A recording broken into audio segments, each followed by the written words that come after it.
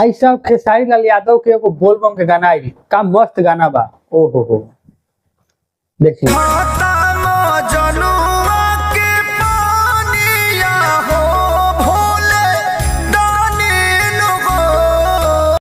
और ई भी चोरी के गाना है।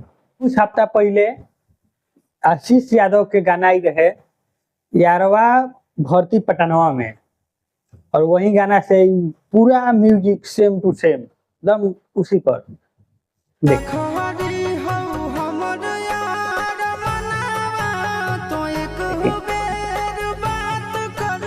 हाँ लेकिन कुछ लोग के कहना बा कि ना ई गाना आशीष यादव के ना खेसारी लाल यादव के ही है। छठ के गाना रहे कुछ दिन पहले के।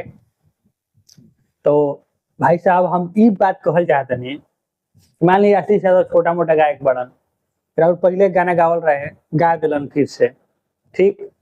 अब फिर से वही म्यूजिक पर गावे का जरूरत रहे। आप बड़ा स्टार बने तो वही म्यूजिक पर गावे का जरूरत रहे, दोसर म्यूजिक उठा लेती, दोसर गाना गा लेती।